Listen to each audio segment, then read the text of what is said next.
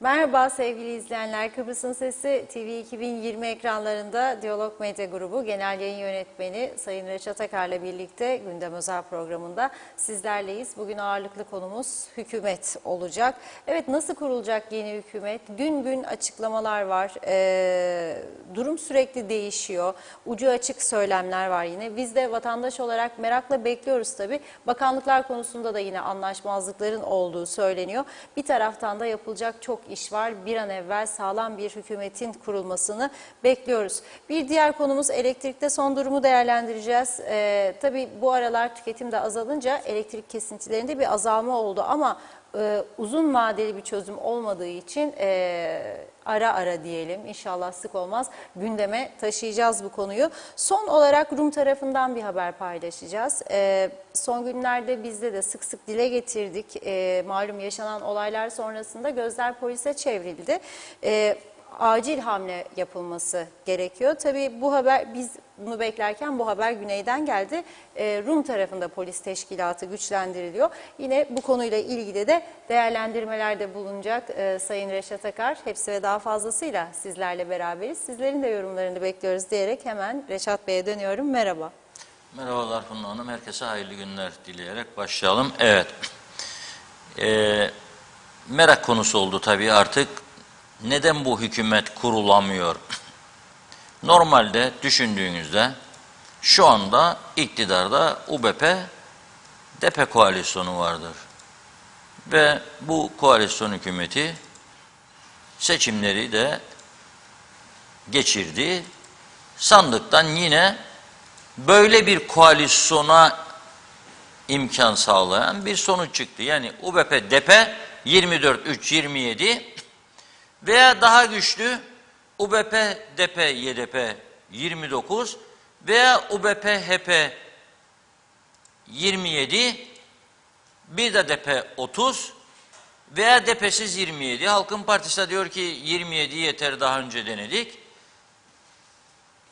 Böyle bir tartışma konusu. Şimdi hükümeti kurmakla görevlendirilen Sayın Sucuoğlu zaten halinde başbakan olduğu için öyle görülüyor ki acele etmiyor. Yani belli ki yakın çevresi de, birileri de, ona yardımcı olanlar da acele etme Faiz Bey, nasıl olsa başbakansın. Bak, zamları da istediğinde yapıyorsun zaten, akaryakıt falan. Bir zam daha falan, no problem demiş de olabilirler. Ama imaj olarak iyi bir şey değil. Bir avuçluk memleket. Yani Kuzey Kıbrıs bir avuç. Bizim buradaki konuşmalarımız burada. Yani hükümet kurduyduk, kuracaktık falan filan ve artık kendi vatandaşımız bile çok fazla umursamıyor. Fakat neden kurulamıyor? Nedir? Engel nedir? Engelleyen nedir? UBP, DP, YDP eskiden bir partiydi. Yani hepsi UBP'den koparak oluşmuş partiler. Üçü de sağ, üçü de Cumhurbaşkanı'nın söylediği içi eşit egemen falan filan. Değişirse ona göre onlar da değişir. Yani Türkiye ile birlikte dış politika değişebiliyor. Yani şimdi ne farkı vardır? Mesela UBP ve DP'nin hiçbir farkı yok. UBP, YDP hiçbir farkı yok. HP'nin var mı farkı? Evet, biraz farkı vardı. Nedir o, onu da söyleyeyim. HP yolsuzluk konularında daha ciddi tavır alan bir partidir. Bunu da gösterdi geçmişte. Daha cesaretlidir, daha ciddidir, daha inatçıdır bu konularda. Dolayısıyla HP ile anlaşması UBP'nin veya diğerlerin daha zordur. Belki Faiz Bey de aynı görüştedir. Gidelim üstüne falan filan ama parti genel anlayışı ve tabanın verdiği güç kapalıdır bu konulara. Açık konuşalım. Yani Ulusal Birlik Partisi'ni ayakta tutan yetkili organlar kabul eder mi? Yolsuzluk araştırmaları mesela açılsın, dosyalar yürüsün. Biraz zor iş. O yüzden bu iş belli. Gidilecek köyün minareleri belli derler. UBP, DP, YDP olacak. Peki nasıl olacak?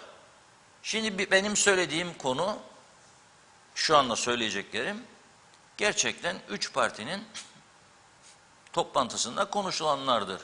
Yani onun dışında bir iddiamız yoktur.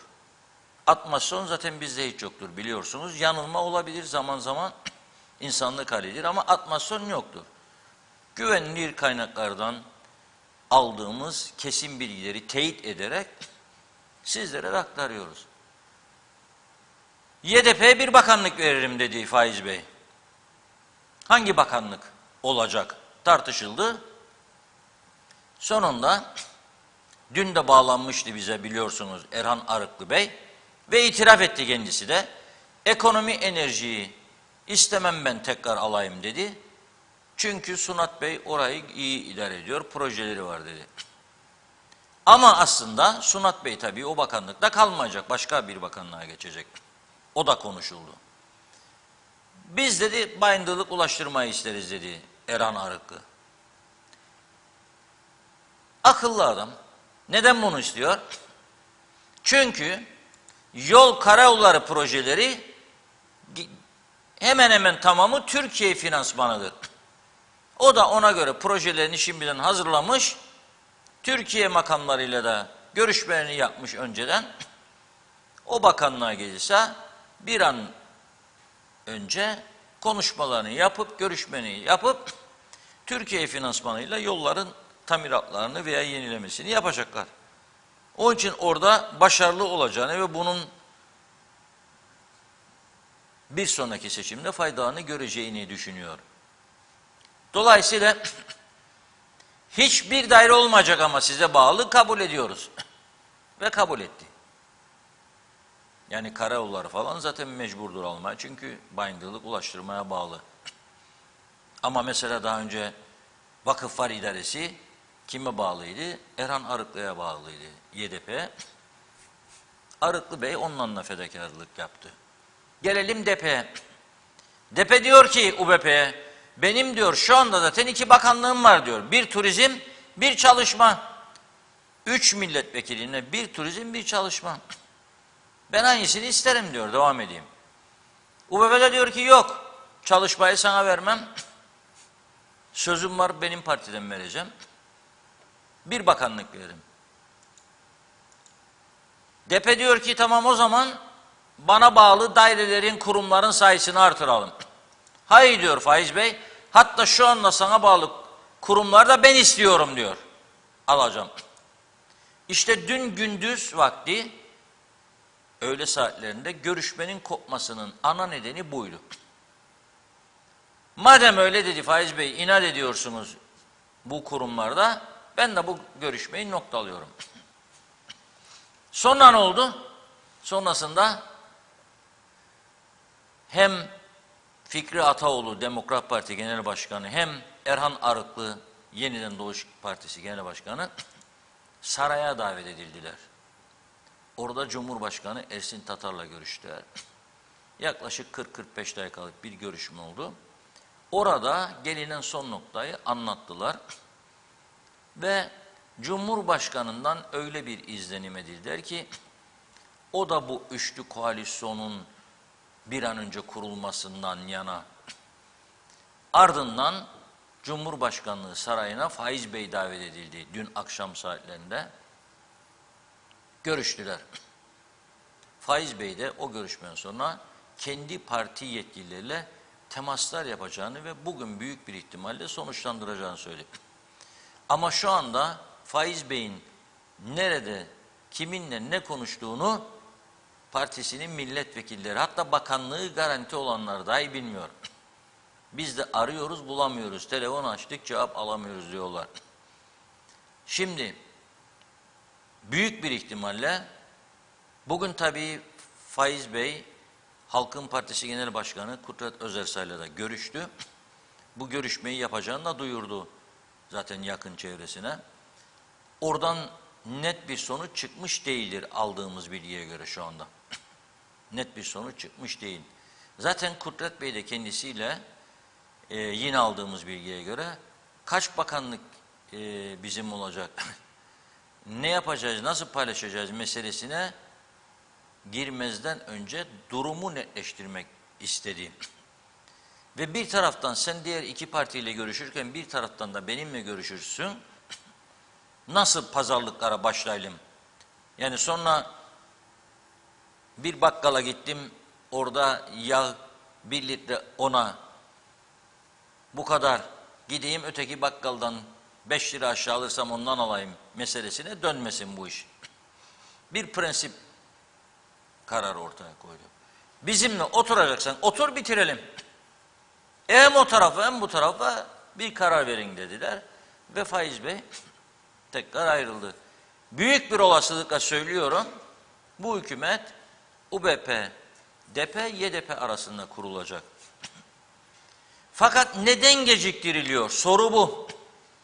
Yani memleket bu kadar ateş üstündeyken bu hükümetin kuruluşu neden geciktiriliyor? 23 Ocak'ta yapılan bir seçimden sonra bir ay neredeyse geçmiş durumda, bugün 17'si. Neden hala daha küçücük bir ülkede bir hükümet kurulamıyor? Nedir paylaşılamayan Allah aşkına? O daire senin olsan olacak, bu daire benim olsan olacak. Yani anlaşılır gibi değil. Ama eğer bu üç parti arasında kurulursa, Bayındırlık Ulaştırma yeniden doğuşundur. Turizm, kültür de eklenerek Turizm ve Kültür Bakanlığı Fikri Ataoğlu'ndur Demokrat Parti. 2 genel başkan da UBP ile uyum olsun diye bakandırlar. 3 parti başkanına bakan olacak. Maliye kesinleşmiş gibi olan isim Sunat Atun'dur. Ekonomi Hasan Taçoy düşünülüyor. Dursun Oğuz Tarım Bakanlığı'na, Tarım Bakanı Eğitim Bakanlığı'na Nazım Çavuşoğlu, böyle bir nöbet değişimi olacak şekilde bunlar şu an itibariyle netleşmiş isimlerdir. Bu üçlü olursa. Bekliyoruz. Çünkü bir an önce herkes ne yapacağını bilirse ona göre iştahatlarını başlatması lazım. Ve çok ciddi bir şekilde bizim iştahatları başlatmamız lazım. Yani öyle bir noktaya geldi ki ülke hemen hemen her konuda kilitlenmiştir. Bakınız, elektrik kurumu yarın yakıt bugün bekleniyordu, yarın Kıbrıs'a ulaşırmış. Tekneciye yakıt getiren gemi 12.500 ton yakıt var içerisinde.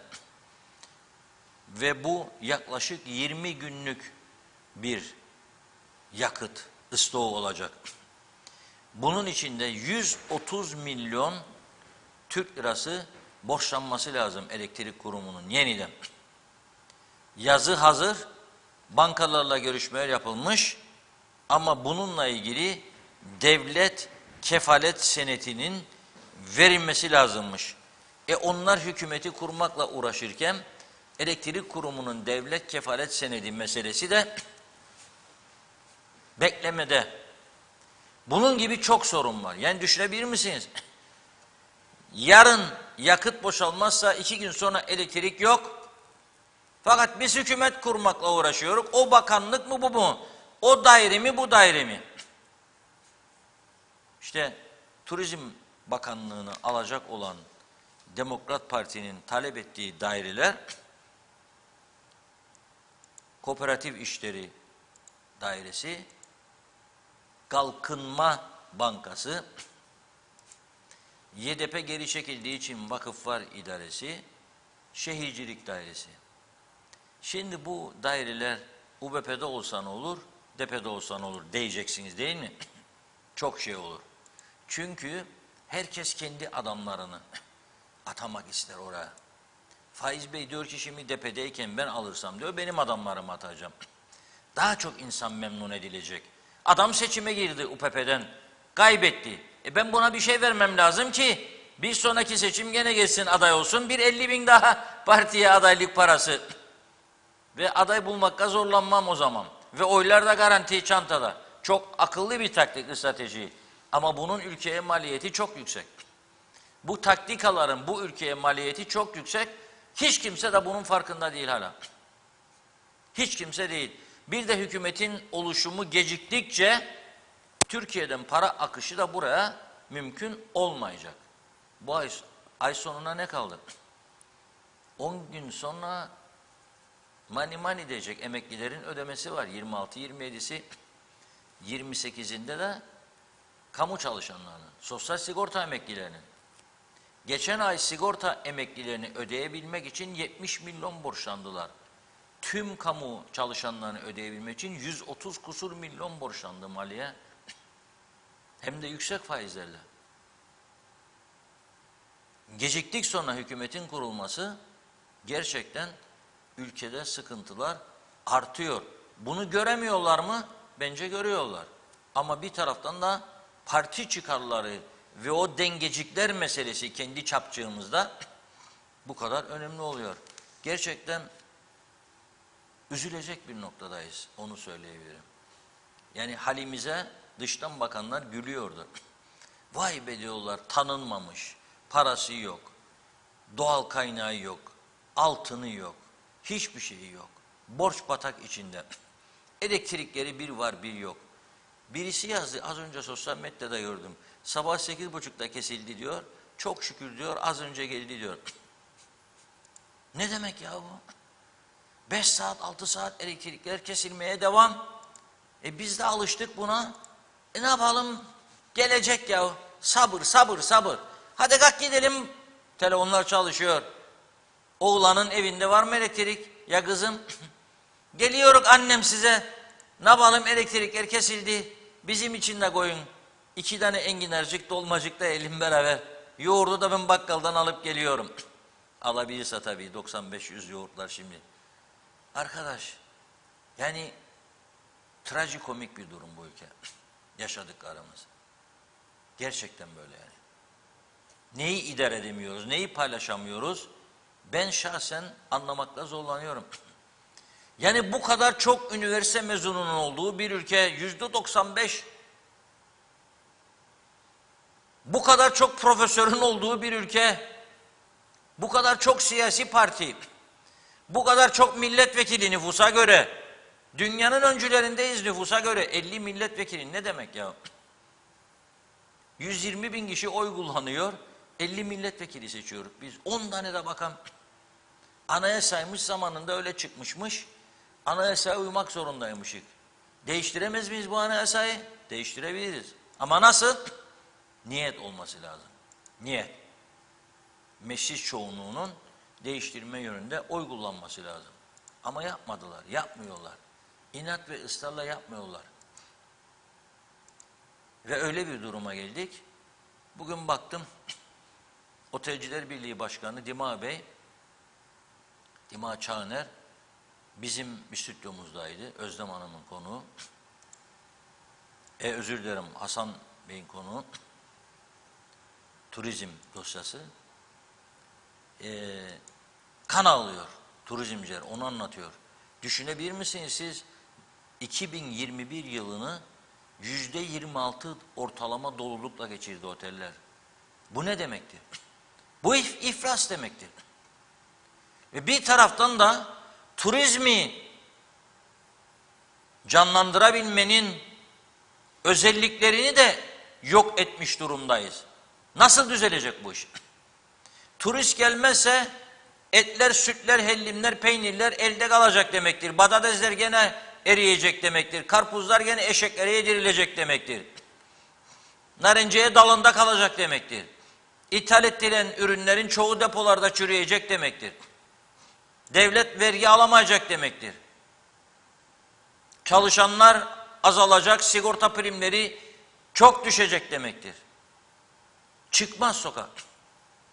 Fakat turizm olanaklarımız gittikçe elimizden alınıyor. Büyük ölçüde gitti. Kimse bunun farkında değildir belki ama ben söylüyorum buradan.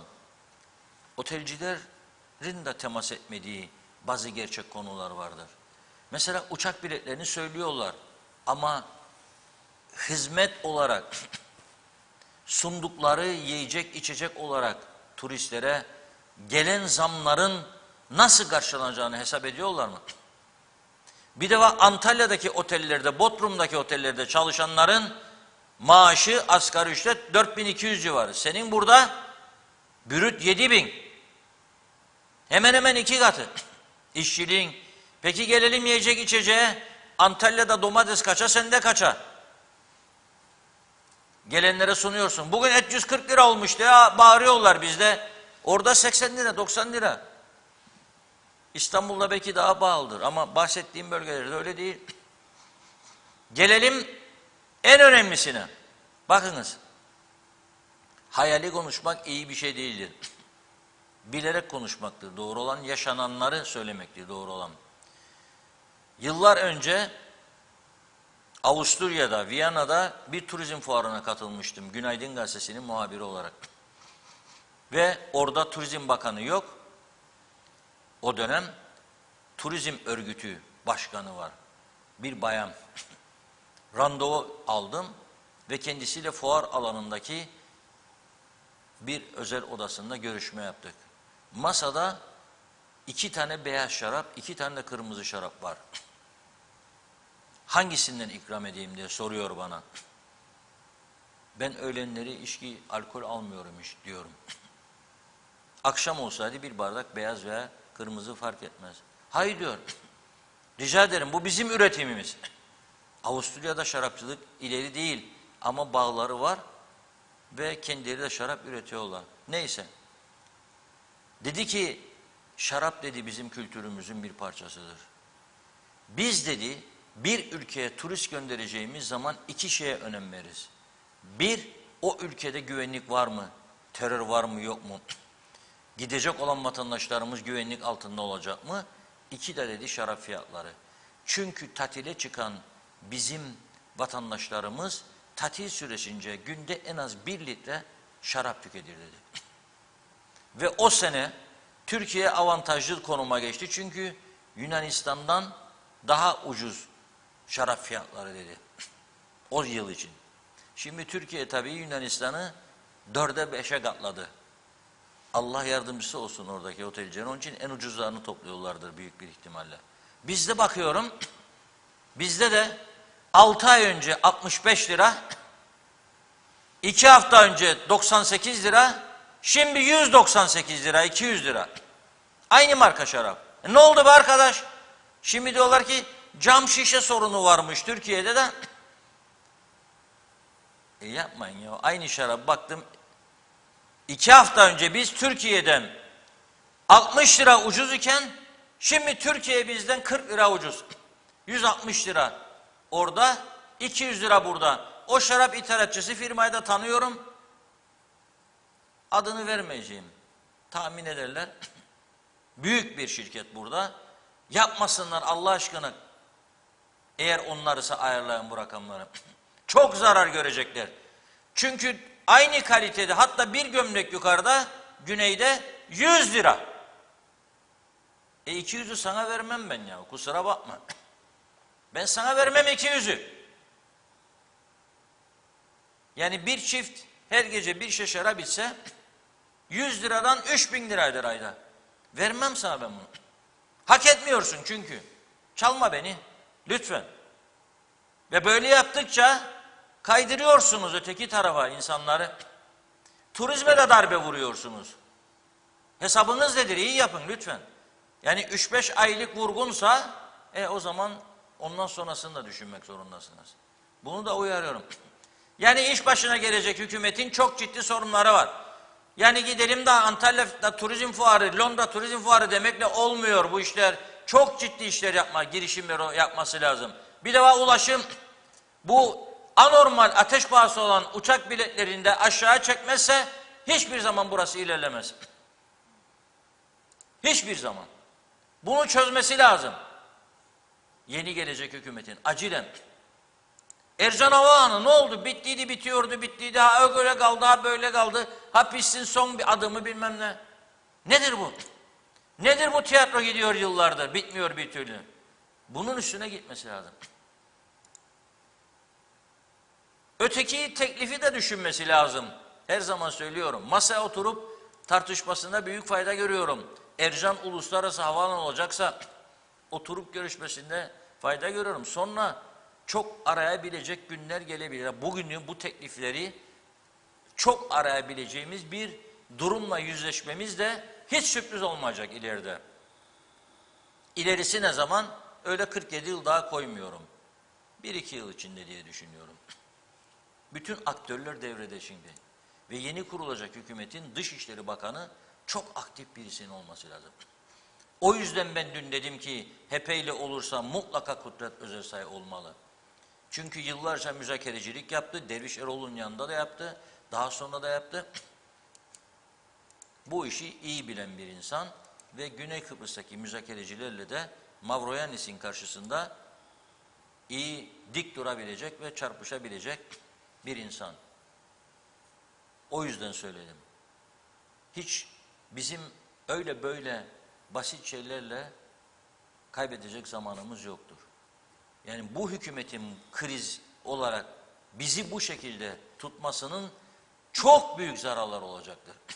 Ve olmaktadır da. Olmaktadır da. Piyasaya doğru dürüst müdahale yok. Çünkü bakan gene bakan olacak mı olmayacak mı bilmiyor veya başka bakanlığa mı gidecek bilinmiyor. Bugün duydum bir bakanlığa 3 kişi gitmiş müsteşar, 3'ü de müsteşarlık bekliyormuş.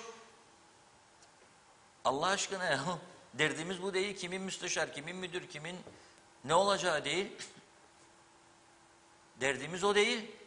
Bakın taşeronlar ödenemiyor diye dün söyledim. Bursluk bekleyen öğrencilere 5 aylık, 4 aylık geridendir, 1 aylığını verebildiler. Ay sonu geliyor, maaşlar var. Elektrik kurumunun yakıtı yarın geliyor, hala ortada para yok. Sancı içinde insanlar.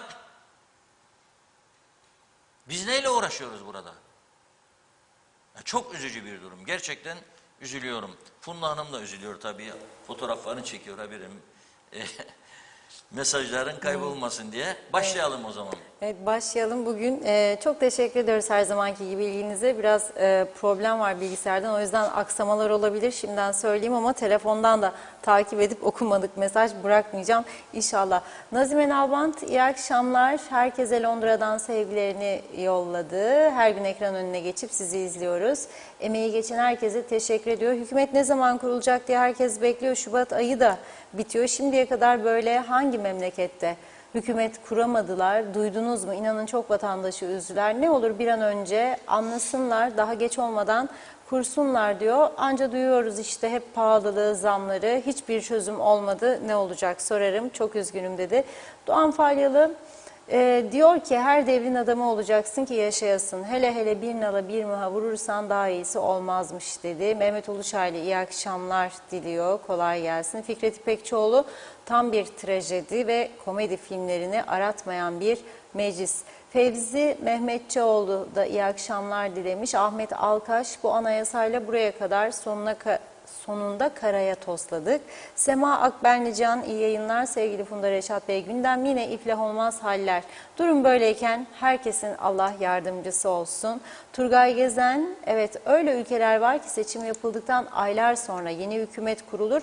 Bu süre içinde kamu hizmetleri aksatılmadan yürütülür. Çünkü kurumsal yapı sağlam olup mevcut olan hükümet yenisi kuruluncaya kadar görevinin başındadır. Bizde ise insanlar yeni hükümet bir an evvel kurulsun diye canını yiyor. Halbuki hükümet görevinin başındadır. Cumhurbaşkanı yeni hükümet kuruluncaya kadar mevcut hükümetin görevine devam etmesini söylememiş miydi? O halde geriye ne kalıyor? Uğur Erciyes iyi akşamlar diledi. Hale Akyollar'ın mesajı var. Yani bu mesajda da Hale Hanım dün de yazmıştınız. Biz hiçbir zaman kimsenin arkasından konuşmadık ki yani daha sonra dile getiririm. İsmet Esenyer, bir ben miyim perişan turizm karanlığında, yosun tuttu gözlerim yalnızlar rıhtımında. Reşat abim turizm örgütünü son 5-6 programın ana merkezine koydum. Feryatlarımı duyan, kulak veren çok az. Turizm sektörü ve ekonomisi yürütülen tamamıyla yanlış, siyasetten dolayı tam anlamıyla bitmiştir. Görürsünüz daha da kötüye gidecek. Böyle giderse vizyonsuz, liyakatsız kişilerle bu kadar. Sevgiler, saygılar. Engin Sedat Töz'ün güzel söylüyorsunuz. Kimsenin umurunda değil. Millet işini yapacak, adamı seçer, iş yapacak olanı değil. Düzen bozuk demiş. Erol Topçu Londra Larnaka 10 sterlin Reşat abi dedi. Hasan Coşkun iç at olacaktı. Derya Urakçı parti kurun oy verelim Reşat Bey başka olmayacak ufkumuz dar durumda bu. Zeka Üçer son Londra'dan selamlarını yolluyor. Ayşe Güner Mertcan selam herkese. Hükümet kurma çalışmaları oynamak istemeyen gelinin hikayesine benzedi. Londra'dan Güner Bey yazdı. Derya Urakçı ciddiyet yok maalesef. Ayşe Ahmet ağzına sağlık hep doğruları söylüyorsun severek izliyoruz demiş. Ali Dere seven ülke insanlarımız kan ağlarken vekillerimiz kendi aralarında kavga ediyorlar. Reşat Bey dün de belirttik. Düşünce olarak hiçbir değişiklik yok. Yanımızdaki ülke dahil birçok ülke çağ atlama yolunda hızla ilerlerken bizimkiler hala da koltuk savaşı yapıyorlar. Her gün için bizleri biraz daha geriye getiriyorlar. Bizleri dünyaya rezil ediyorlar. Yaptıkları bu büyük yanlışlarla halkımızı çok büyük bir hızla Rum'a muhtaç duruma getiriyorlar demiş. Selçuk Uskan, Kuzey Kıbrıs beni hasta ediyor diyor. Akıl sağlığımızla oynuyorlar. Zehra Sencer süpersiniz demiş. Hükümeti kursalar vay diyor, kurmasalar vay. Aynı kişiler. Değişecek bir şey var mı? Zaman kaybı demiş. Memleket dibe vurdu. Oktay Değirmencioğlu, Sayın Akar bugün Kıbrıs'ı ve Türkiye'yi kıyasladın. İkisi de bizim teşekkürler demiş. Salih Cibo ağzına sağlık Reşat Bey. Mehmet Kurtulmuş ağzına yüreğine sağlık Reşat Bey. İyi ki varsınız en büyük TV 2020 diyor. Ahmet Naci Tiftikçi bu sene işimiz hikaye zamkolik olduk. Erkan Kaya gidip oy veriyorsunuz diyor. Bir de ağlıyorsunuz. Bilinçsiz seçmen demokrasileri işlevsiz kılar. Oy kullanmak isteyeni ciddi bir sınava sokacaksın. Kıbrıs'ın %80'i oy kullanacak, ehliyete sahip değil. O yüzden devam bu şekilde dedi. Evet, telefondan şöyle devam edeyim. İsmet Sencer harikasınız diyor. Fatih Aztekin de Koral Ayan ne fark etti o kadar seçim diyor. Tantana fasulyenin yahnisi gitti geldi aynısı. Tek değişen alım gücümüz, fakirleşen halk. Mehmet Güleç, sevgili Reşat abi 1400 çalışan taşeron işçiler 2 aydır ödenmiyor demiş. Ne olacak bu insanların hali? Maliye Bakanı Dursun Oğuz bu konuda hiçbir açıklama yapmıyor. İşçiler ekmek peşinde, hükümet bakanlık peşinde. Yazıklar olsun bu siyasilere diyor. Fatih Aztekin, Kasım 2021'den beri bekliyorum. Seçim yasakları, seçim süreci, nihayet hükümet kurma çalışmaları ve ben hala bekliyorum. Sigortalardan malulen sağlık sorunlarından dolayı çalışamıyorum demiş. Emeklilik başvurumun sonuçlanmasına ama kimse sormaz ne yiyorsun ne içiyorsunuz diye. Reşat Bey'in de dediği ağaların koltukları makamları yerindedir. Gürkan Yakış, Doktor Burhan Nalbantoğlu Hastanesi'nden sağlık raporu almam gerekiyordu. 3,5 ay sonrasına randevu verdiler. Bekledim, gittim. 10 gün sonra polikliniğe sevk almayı başardım. 2 aydır grev yüzünden polikliniklere imza attıramıyorum. Ne olacak sizin bu haliniz? O kadar insanların ahını alıyorsunuz ki diyor, işiniz çok zor. Çağatay Dolner hiçbir zaman Kuzey Kıbrıs'ta oy kullanmadım ve kullanmayacağım demiş. Bu düzenbazların beni temsil etmesine izin vermeyeceğim. Murat Balkanlı Gazi Mausa Belediyesi ile ilgili yazdı. Çalışanların maaşları ödenmemiş, çalışanlar yine grevde. Bu insanların çocuğu, çoluğu, yaşlı anası, babası, hastası olanlar var. Yazıktır, günahtır bu insanların emeğine, ekmeğine saygı duyalım, yazıklar olsun diyor. İsmet Ezel, cambazlar biripte demiş. Evet, Doğan Falyalı neyi paylaşamıyorlar? Geleceği dedi. Mehmet Ali Özdemir, Reşat Bey hükümet kurulana kadar geçen zaman vatandaşın ekonomik krizin içinde boğuluyor. Bu arada yerel seçimlerin ertelenme konusu da ayrı bir muamma. Yerel seçimlerde aday olacak kişiler neye göre kendilerini hazırlayacaklar? Saygılarımla demiş. İsmet Ezel, borç yiğidin kamçısıdır diyor. Ölmek var, dönmek yok. Ataoğlu dedi. Recep Elçioğlu, bu ülke yönetimi 3 vekilli bir partinin insafına kaldıysa Vay halimize. Ömer Bozkara vezirler vallahi son 3 senede gördüğümüz UBP, DP, YDP, HP dördü de birbiriyle kavga ediyor. Dördü de bir tane etmez dedi. Kader Akyollar, Suna Tatun varken Hasan Taço'yu seçtiler diyor, eleştiriyor. Mehmet Özmanevra, Osmanlı döneminde derebeyleri türemişti. Kıbrıs'ta da bugünün beyleri işte böyle miras kaldı bize beylikler. Mehmet Akın, halk yine seçimde iyi bir seçim yapamadı. Çoğu oy kullanmaya gitmedi. Hükümet kurulamazsa sebebi sadece halktır. Halk yıllardır bu partilere oy veriyor. Bıkmadılar, usanmadılar mı hala daha diyor. Mağdur olmaktan. Evet, devletin malı deniz yemeyen demiş. Keriz sen haklısın, sana ne oluyor yoksa sen de mi yiyorsun denizden diyor. İsmet Ezer Bastır Ataoğlu dedi. Derya Orakçı sevgiler, merhabalar. Necdet Mavi Gözlü Kuzey Kıbrıs Birleşik Afrika Pakistan Cumhuriyeti'nden bize iyi yayınlar diledi. Hükümet kurulsa ne kurulmasa ne diyor? Şu anda sanki yine aynı kişiler hükümetin başında değiller mi? Zamlar zaten otomatiğe bağlandı. Bu zamları anam yapmıyor herhalde. Varsın Reşat Bey de elektrik santrali yakıtının bitimine 3 gün kaldı diyor. Biz duyuyoruz diyor. Hükümet de duysun demiş. Boş verin diyor. Koptuğu yerde kalsın. Hamit Karavul parası olmayan tek cumhuriyet KKTC dedi. Bir iki mesaj okuyup ara vereyim. Bakıyorum. Evet. Onu da okudum. Yeni gelen var mı? Evet.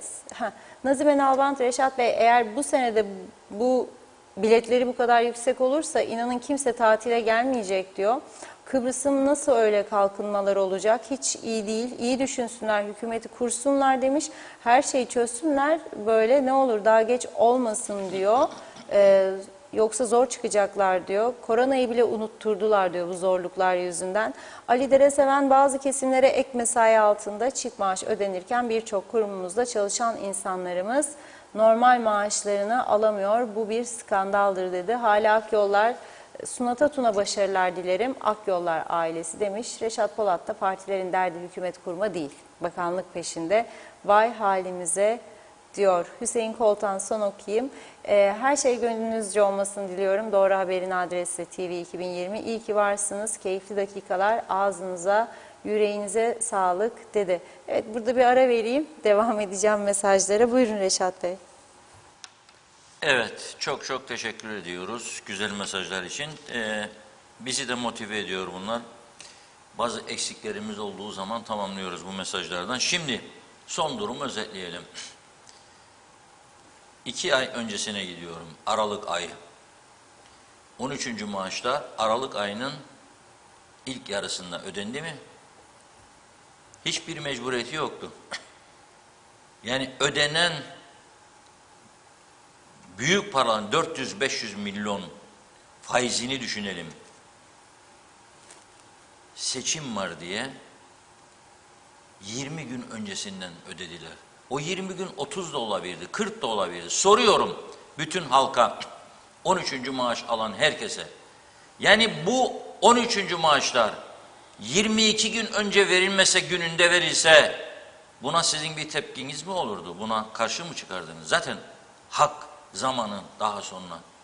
15 gün, bir ay geç verilseydi yine bu halk ses çıkarmazdı. Saygıyla karşılardı. Çünkü bütün dünyayı etkileyen, olumsuz yönde etkileyen bir pandemi süreci yaşadı bu ülke. Çok şey değişti. Ve siyaset sistemimizin bu kadar aşağılara inmesi, kalitenin dibe vurması ve sistemin inatla sürdürülmesi, bozuk sistemin nedeniyle sık sık seçim, 3 yılda 4 hükümet kuran bir ülke elbette diğer ülkelerden daha fazla etkilenecekti koronadan, daha fazla fakirleşecekti. Bunu halkımız çok iyi biliyor ve bunu saygıyla karşılıyor. Eğer siz ama 450-500 milyonun faizini bile düşünmeden verdik be aha dediniz 20 gün önceden. Aha böyle yapar hükümetik biz veririk dediniz. Sizin olmayan parayı verdiniz. Helal olsun alanlar ama hükümetin yanlışlığını vurgulamak için söylüyorum. Arkasından normal maaşlar ve büyük bir müthiş bir gururla 1 milyar 150 milyon civarında ödeme yaptık. Son bir ayda diye açıklama yaptılar. 1 milyar 150 milyon diye. Ama bu taraftan zam fırtınaları başladı. Nasıl olsa alıyor bunlar 13'leri de. Ver Allah Allah, vur babam vur, vur babam vur. Tüm ithalatçılar için söylemiyorum ama gerçekten bugün tüketicilerin başkanı aradı beni uzun uzun. Bir türlü ulaşamıyorlar ilgili makamlara, onlar da ortak karar alıp bir şeyler yapmak açısından falan. Ama bazıları gerçekten çok insafsız davrandı. Ve davranmaya da devam ediyor. Az önce verdiğim örnek, herkes şarap içmek zorunda değil, şarap parası ayırmak zorunda değil. Ben onu turizm açısından söyleyeyim. İnsanlarımızın derdi zaten şarap değil. İnsanlarımızın derdi yemeklik yağıdır, salçasıdır, günlük ihtiyacıdır, pirincidir, şekeridir, bulgurudur. Biliyorum. Ama hepsine devamlı zam zam zam zam zam. Kimse bunlarla ilgilenmedi. Liberal ekonomi, ama liberal ekonomi nerede sende o kültür? İşte 3-5 kişi istediği gibi yönetiyor ülkeyi. İstediği fiyatları uyguluyor. Vuran vuruyor, kaçan kaçıyor. Bunlarla ilgilenemediniz. Sonra ne oldu? Seçim, yasaklar falan filan durdu. Seçimin ardından maaş ödeyebilmek için %27'lere varan oranda 150 milyon civarında para borçlandınız. Elektrik kurumu kalp çarpıntısından duruyordu. O kadar bir yükseldi ki tansiyon. Son gün, son saat 15 gün önce yakıt girdi teknecinin deposuna ve büyük borçlanmalarla. Şimdi yarın yeniden yakıt geliyor, sizin yakıt koyacak paranız yok. Borç, borç, borç, borç, borç. Hükümetin kurulması geciktikçe Türkiye'den de alamıyorsunuz. Çünkü Türkiye sizinle ekonomik ve mali işbirliği protokolünü imzalamadan Türkiye Cumhuriyeti kanunları çerçevesinde size para aktarması yapamaz. İmzalanacak, sonra bunu Türkiye Büyük Millet Meclisi'ne götürecekler, orada onaylanacak, ondan sonra Kuzey Kıbrıs'a para akışı başlayacak. Ayrıca da öngörülen Türkiye Cumhuriyeti yardımları zaten bu son aylarda yaşananlarla büyük ölçüde erimiştir değil mi? Yani bütçe erimiştir daha doğrusu. 4,5 milyarın üzerinde bütçe açığı var. Daha işe başlamadan. Başka ne oluyor? Taşeronlar işte ödenmiyor aylardır. Gazimavsa Belediyesi'nde çalışanlar yine feryat etmeye başladı. 2 aydır maaşımızı alamıyoruz diyorlar. Sen bir tarafta 13'leri 20 gün önce verdim diye gurur meselesi yapıyorsun bunu. Sırf seçim kazanasın, 3-5 oy daha alasın diye. Ama bu taraftan normal maaşını alamayan insanlar var.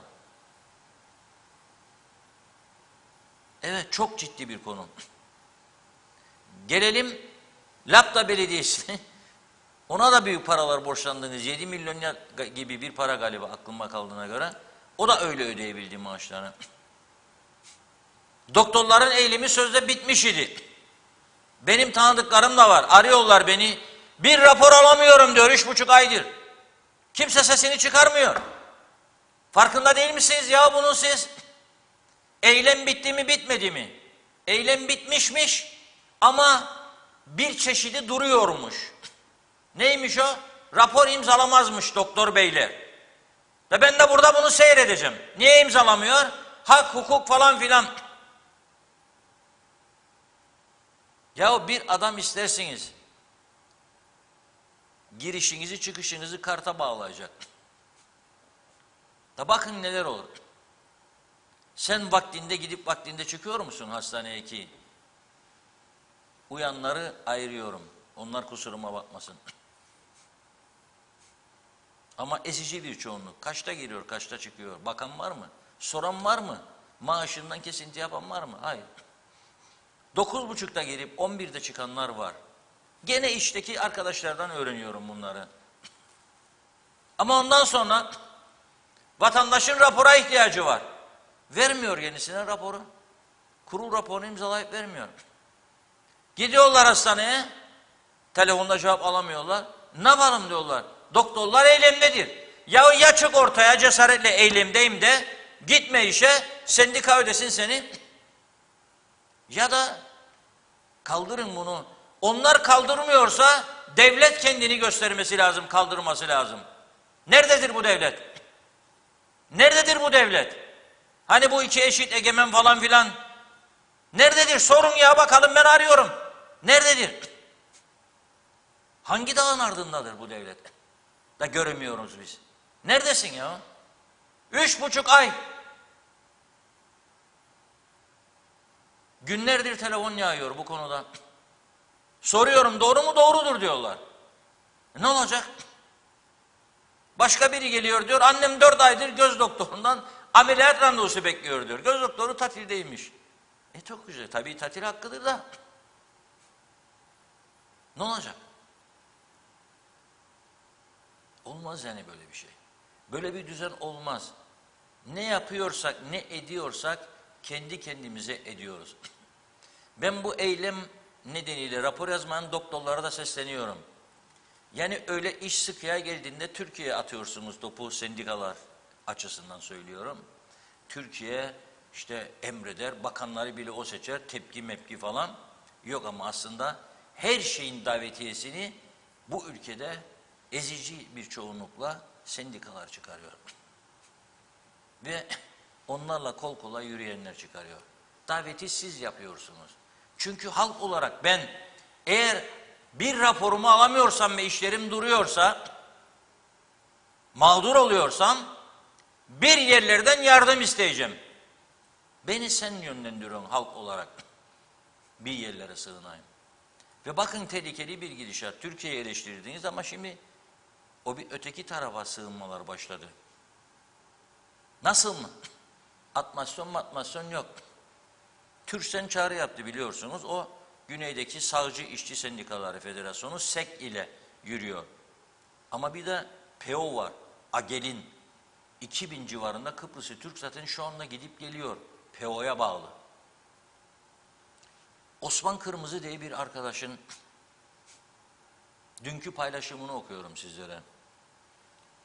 Diyor ki, gösterdiğiniz ilgi için herkese teşekkür ederiz. Bugüne kadar PO Sendikası ve Mehmet Halit Abim, kimse bilmiyorum Mehmet Halit abisi, aracılığıyla 160 kişiye iş bulduk diyor. Güneyde, yani Kıbrıs'ı Türklere buldum diyor.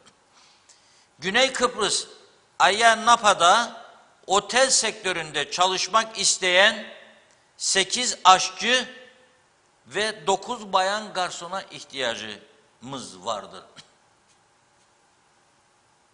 Kıbrıs Cumhuriyeti kimliği ve İngilizce bilmek gereklidir.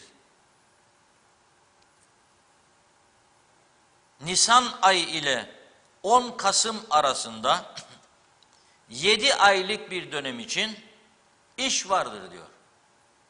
Uzaktan gelenlere maaşlarından kesinti yapılarak yatacak yer ve yemek hizmeti verilecektir. Lütfen arkadaş listem paylaşsın ki ihtiyaçlı herkese ulaşabilelim diyor. Ben paylaştım burada, 10 binlerce kişi şu anda bunu dinliyor, dinlemiş oldu. Ben de aktardım. Güney'in reklamını yapmıyorum, beni ilgilendirmez. Ama bizimkilerin bizi düşürdüğü acizliği ortaya koyuyorum. %26 ortalama dolulukla çalışan otel ne yapacak? Söyleyin bana, ne yapacak? 100 çalışanı varsaydı 50'ye düşürecek. 40'a düşürecek. Nasıl çıkacak içinden? Geri kalan adamlar ne olacak? Vatandaşıysa, yani Kıbrıs Cumhuriyeti vatandaşıysa ve kimlik varsa birkaç kelimeden İngilizce bilirse my father is a barber, saçları keser every day bile dese Enrico onu alacak. 9 tane bayan daha isterim diyor garson. O biraz bilmiyorum, o tarafta olunca kabul edebilirler. Bizim tarafta bayanlar genellikle garsonluk kabul etmezler. Mahcup olurlar. 8 tane de aşçılık kolay. Mutfaktasın, kimse seni görmez. Saçını bağlan, giren mutfakta işini yapan giden ama garsonlukta görürler. Ama 160 kişi diyor. Enteresan değil mi? Son 1-2 ay içinden bahsediyorum. 160 kişiye diyor, Ayia iş bulduk, turizm bölgesi. Elimizden bizim çekiyorlar. Turizmi de çekiyorlar. Farkında değilik biz bunun. Uyanma diye bir şey yok. Ve ben sağımı vereceğim ama elimdeki şehircilik dairesini yahut da bilmem Kalkınma Bankası'nı vermem diyor. O ama ben alacağım söz verdim diyor benim partilerime diyor. 85 kişi aday oldu. Eledik 50 kişi çıktı içinden. 50'den de 24 kazandı, 26 kaybetti. O kaybedenlere iş bulacağım. Aday olup cesaret gösterip 25 peşin verip de adaylığı kazanamayanlara iş bulacağım. 50 toplamda 50 verip de milletvekili adayı olup da kazanamayanlara iş bulacağım. Bizi günlerce haftalarca omuzlarda taşıyanlara iş yaratacağım. Bak bugün duyduklarım bu. Bak bazı bakanlıklara gidip oturanlar varmış. Geliyor bizim adam biz de burada müsteşar olacak diye. Ama bir tanesi bana dedi ki 3 tane müsteşar aday geldi bugün dedi. Hangisi olacak ben de şaşırdım dedi. Ülke bu durumda. Ülke bu durumda. Nasıl konuşmayayım ben bunu şimdi? Yani derler ki işte ya hiç güzel şey yok mu söylemiyorsun. Nasıl? Hadi güzel bir şey arıyorum. Ve ben bu güneye yamalanmayı gördükçe de kahroluyorum. Biz bu değiliz diyorum. Biz çok iyisini başarabilecek insanlarız. Ama onları getirmezler. İyi olabilecekleri asla yaşatmazlar. Aday çıktı bazıları iyi iş yapabilecek adam. Kestiler makasının son gece tiklerde. Kestiler. Onlar da girdiklerine gireceklerine bin pişman oldular. Girmesinler zaten. Bu sistemden nereye gireceksin de siyaset yapacaksın? Halkı da alıştırdılar çünkü. Halkın bir bölümünü de alıştırdılar. Bekliyor insanlar. Hadi diyor bizimki şimdi geliyor. Müdür müsteşar. Onun için 4500 arabayı hala tutmaya devam ediyorlar. Resmi hizmet aracı. Geçen hafta plaka numarası vermiştim. 165 bastım yetişemedim. İnadından. Bir van tipi bir araç öğrendim ki Devlet Emlak Malzeme Dairesi'ninmiş. Ne yaptınız kendisine soruyorum. Hesap sordunuz mu? Nasıl oluyor bir devletin aracı 100 kilometre tahdit var. 165'te ben inadına arkasından gidiyorum yetişemedim. 180'lerde uçuyor. Nasıl olur ya? Sormaz mısınız hesabını? Bunun müdürü yok mu? Bakanı yok mu? Araç da gayet iyi durumda. Gıcır. Belli ki son 2-3 yıl içinde alınmış. Nasıl şimdi aramızdaki farkı Güney inan bu tarafın söylemiyorum. Güney Kıbrıs'ın enformasyon dairesi var. Public Information Office. Dışişleri Bakanı'na bağlı. Daha doğrusu hükümet sözcüsüne zannederim. Kapılar açılmazdan önce sınır kapıları randevu alıyorduk Rum Parti liderlerinden görüşmek için. Bizim enformasyon dairesine müracaat edip o da Birleşmiş Milletler'e, Birleşmiş Milletler de Rum Enformasyon Dairesi'ne. Neticede 10-15 gün sonra cevap gelirdi. O Reşad Akar, Günaydın gazete. Tamam. İspiros Kipriyan'ı randevu tamam. Glafkos Kleridis randevu falan gün tamam. Cevap gelirdi. Ondan sonra Dışişleri Bakanlığı bizim Güvenlik Kuvvetleri Komutanlığı'na yazı yazardı. Falan gün falan tarih. Güvenlik Kuvvetleri Komutanlığı dönüp Polis Müdürlüğü'ne yazı yazardı. Falan gün falan tarih. Bütün bu bürokratik işlemlerden sonra Lehre Palas kapısından geçme imkanımız olurdu. Tıkı tık yürüye Türk barekatından Rum barekatına yürüdüğümüzde orada Rum Enformasyon Dairesi'nin memuru bekliyor. Kıdemli memur. Hatta çoğu zaman yabancı basın bölüm başkanı. Hacı Yannis diye bir adam vardı, Maraş göçmeni. Bir arabaya girdim bir gün, kapıyı çektiğimde kapının sapı elimde kaldı. Dedim. Sizin dairenin dedim arabaları da eskidi. Cevap ne dedi bana biliyor musunuz? Araba dairenin değil ki dedi, benim dedi.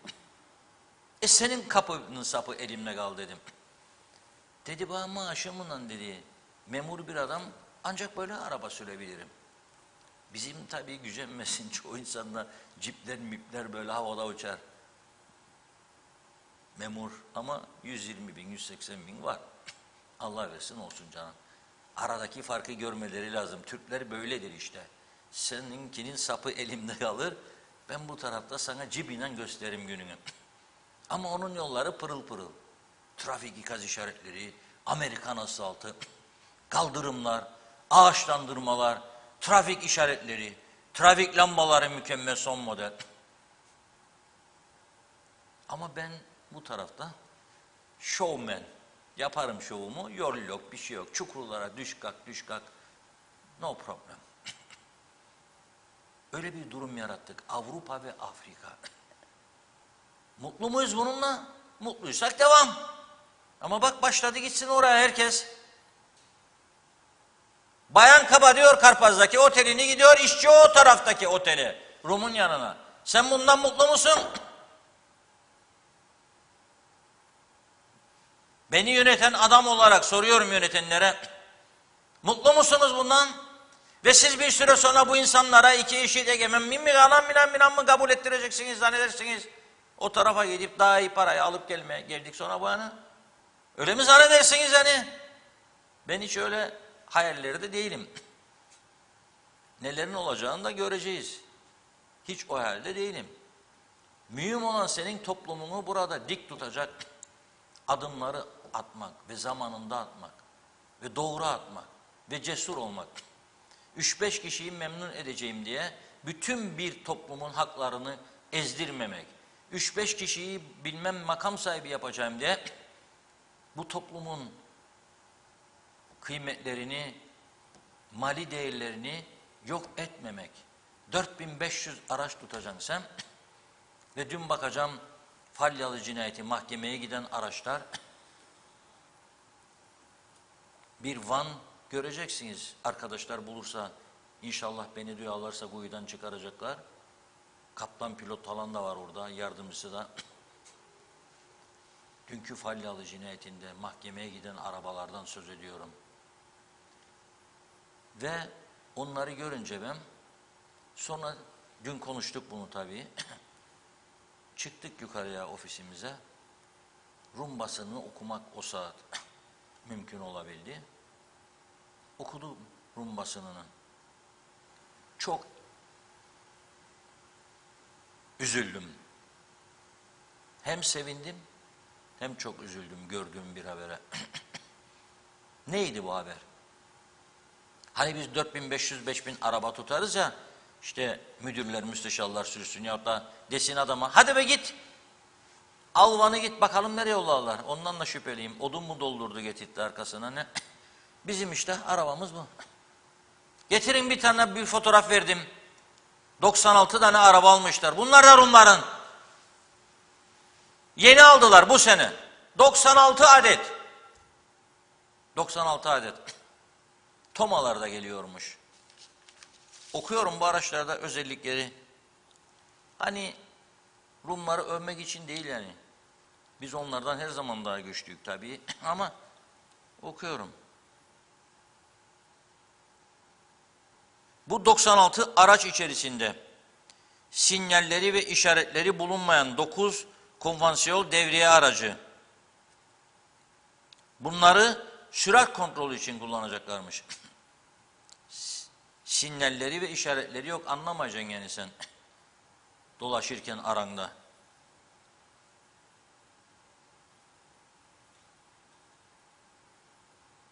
Bu araçlar ölümlü trafik kazalarının azaltılması için tali yol ağlarında kullanılacak diyor. 44 tanesi SUV, 42 tanesi ANPR sistemine sahip diyor. Mobil karakol görevini görecek 2 yeni araç.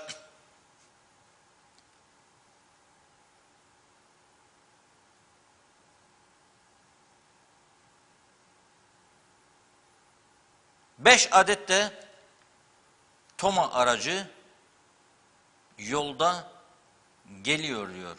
Alınan araçlara 3 tane de elektrikli araç ilave edilecek diyor. Onlar çünkü temiz enerjiye geçmenin plan ve programlarını yaptılar.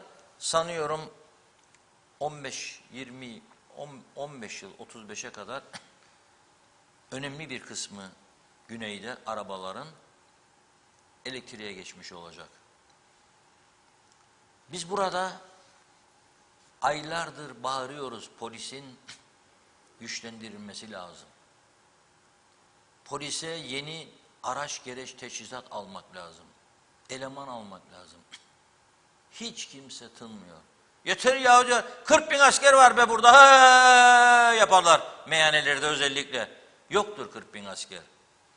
Bunu bana kanıtlasınlar, 40 bin asker var. Özür dileyeceğim. İstedikleri kadar da, ta düşüp ölünceye kadar da tek ayak üstünde duracağım. Çünkü ben yaklaşık biliyorum ne olduğunu rakamın. Nereden atıyorsunuz 40 bin asker? Sınırlar ancak yeterli düzeyde asker bulup nöbetleri tutturuyorlar. Nereden çıktı 40 bin? Sınırları bıraksın da gelsin, trafik kazalarını mı takip etsinler demek istiyorsunuz? Yok oldu olacak, bir 40 bin gelsin Türkiye'den gerçek anlamda da evlerin önünde de dursun. Her bakana 3-4 tane koruma verilsin. Milletvekillerine de verilsin. Milletin vekilini korumak lazım. Ne olur ne olmaz. Değil mi canım yani? Ayıptır ya, ben gerçekten artık çok üzülüyorum bu olaylara. Ya bu duruma düşecek bir toplum değildik biz. Ne oluyor? Acaba bu tozlar mı diyorum şu hani dün de 7 kilo yakalandı. Havadan mı boşaltıyorlar da içene içmeyeni etkisi altına alıyor diyorum. Acaba pamuk falan koymak lazım burnumuza, ağzımıza bantlamak lazım yola çıktığımızda. O tozlar girmesin bir yerden daha bir şeyler olalım. Öyle düşünmeye başladım. Evet Funda Hanım. Hızlıca başlıyorum o zaman mesajlara. Erkan Kaya diyor ki dış güçler yapıyor bunları Reşat Bey. Dış güçler bıraksa Kuzey Kıbrıs Mars'a insan gönderecek. Uçan hellim yapacak. Ahmet Çamır iyi yayınlar dilemiş. Yaşar Aracı, Devrim Barçı'nın Sayın Vekilimizin açıklamasından dolayı tebrik ediyorum. Tüm vekilleri de davet ediyorum. Varsa böyle bir baba yiğit göstersinler.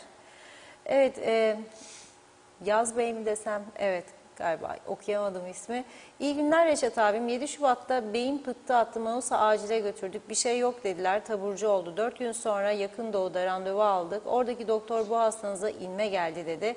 Derhal acilden gelin yatış yapsınlar dedi. Nalbant'a gittik acile. 5 saat sonra taburcu dediler. Yine bir şey yok dendi. Tabii konuşma ve ayakta duramaz hale geldi. Hasta ertesi gün psikiyatri doktoruna gittik. Abin sağ olsun girişimde bulunmuş. Üçüncü kez acile gittiğimizde de MR çektiler ve hastamız pıhtı atmış beyne. Tam benim abimi 7 gün oraya buraya git taburcu diyerek oyaladılar diyor. Kalıcı hasar verdilerse ben nasıl şikayetçi olacağım diyor. İlk 8 saat önemliymiş pıhtı atmalarında. Natalya de iyi yayınlar diledi. Murat Balkan'la Ayrelli Karavolli bu memleketin hali belli şarkısını yayınlarsanız sevinirim. İyi yayınlar. Sonay Tarsuslu ne olur bir günde güzel haber olsun. Sıkıntı yaşıyoruz memlekette o kadar olay var ki zamlardan başka bir şey düşünmemezler. Yeter artık yıllar önce başbakan mı vardı herkes çok daha mutluydu. Ne huzur kaldı ne sağlık ömür boyu sıkıntı mı çekeceğiz bir günde güzel haber alsak mutlu olsak. Selçuk Uskan seçimde belediyeye iş verdiler. Başkan ödeyemem batarım dedi. Biz seni borçlandırırız diyorlar. Yeni başkan ödesin sense al. Ahmet Halil iyi yayınlar yazmış. Osman Bulu'nun Reşat Bey'den bir ricası var. My Father esprisine bayıldım vallahi Reşat Bey diyor. İzin verirseniz tiyatromda replik yapmak istiyorum. Kullansın. Kullansın dedi. Erol Pehlivan bu memleketi bu duruma bu insanları dilenci edenler yüzünden de diyor eleştirmiş. Evet, ağır bir dille. Hala Akyollar her gün bu programı izlerim. Reşat Bey'e hayranım. Çok doğru şeyler konuşuyor. Hükümettekiler bu adamı dinlesinler demiş. Doğru yola giderler. Hüseyin Koltan %37-26 zam verdiler ama marketlerde fiyatlarda değişiklik yok. Covid-19 hastalığı yokmuş gibi, bir de hayat pahalılığı ve zamlar yetmiyormuş gibi bir de ilaçlara zam yapacaklar. Ben her zaman D vitamini ilacı alan bir insanım. Daha aybaşı gelmeden nakit kalmadı. Sevgi saygılarımla. Cengiz Boyacı, bugün Mausa Gümrük binasında da elektrikler kesildi. Hayırlı olsun demiş. Mehmet Uluçaylı, bizde de polise TOMA aracı almak istediler. Ama diyor sendika ortalığı ayağa kaldırdı, alınmadı. Osman Mene, iyi akşamlar. Ali Dereseven, Reşat Bey başta siz olmak üzere diyor. Evet Funda Hanım, tüm Diyalog TV çalışanlarını tebrik ediyorum. Kuzey Kıbrıs'ta yaklaşık 9-10 kanal var. Ülkemiz çok büyük sorunlarla boğuşurken Diyalog TV'den başka tek bir kanal dahi sorunları gündeme getirmiyor. Sendikalar ne yapıyor, niye ortaya çıkmıyorlar demiş. Diyalog TV'de olmasa halkımızın sorunlarını kim gündeme getirecekti? Bana göre şu an Kuzey Kıbrıs'ta tek kanal vardır demiş. Zaten başka kanalda izlemiyoruz diyor Ali Bey. Selçuk Uskan, belediyeye istihdam yapıyorlar. Seçimlerde ödeyemem diyor. Tekrar yazdınız herhalde değil mi? Aynı mesaj, evet. Mehmet Uluçaylı, ülkeye sanki çok büyük yatırımlar yapacaklarmış gibi bakanlık ve daire kavgası yapmaya başladılar. Bu filmin sonu belli dedi. Necdet Mavi Gözlü, Reşat Bey, gerçek turist uçakla değil, Kuzey Kıbrıs'a gelmek için uçakla Kuzey Kıbrıs'ın üzerinden bile geçmez. Kuzey Kıbrıs'a gelip aklını mı arayacak? Bize ancak uyuşturucu tüccarları, işsiz güçsüz 3. ülke insanları, katiller, suikastçılar gelir. Bir de Afrika'dan talebe diye gelip de bir daha adadan gitmeyenler var. Hayal kurmak bedava, benden bugünlük bu kadar dedi. Natalya Dede, kimse şikayet etmesin diyor. Oyu kim verdi? Biz halk verdik. O zaman şikayet de yok. Şenay Sami Londra'dan selamlarını yolluyor. Dilinize sağlık demiş. Abi Hüseyin'in mesajı var. Yo, mesajınız gelmedi Hüseyin Bey. Bloklamadık. Ama dediğim gibi bugün zaten ekstrem bir durum var. Telefondan da takip etmeye çalışıyorum. Tekrar gönderirseniz okurum tabii ki. Evet, buradakileri bitirdik. Bakıyorum. Serkan Kılıç, Londra'dan yazanlara sesleniyorum demiş.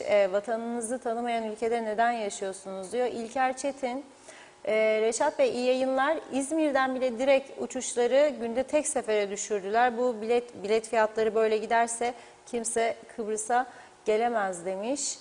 Evet, bakıyorum. Zehra Sencer, kahvemi yudumlarken siz değerli dostları severek izliyoruz. Memleketimin haberlerini alıyoruz demiş Zehra Hanım. Çok teşekkür ediyoruz. Evet, bakıyorum telefondan da atladığım mesaj var mı sanıyorum. Evet, yok, olanları okudum. Şimdilik bu kadar. Devam edeceğim. Evet Reşat Bey, buyurun. Bu kadarcık mı? Evet. Aşk olsun vallahi. Bugün Ya, azaldı mı mesajlar? bilgisayarın azizliğine birazcık uğradık ama bakalım. Bence düzelteceğiz inşallah. Atlıyorsunuz mesajları. Neyse, çok özelden gelen mesajlar var. Teşekkür ediyorum. Bazılarını söyledim. Yani taşeronlara maaşların ödenmemesini, kurul raporlarının çıkmamasını, doktorların imzalamamadığını söyledim. Tekrar tekrar da söylüyorum. Bunların halledilmesi lazım.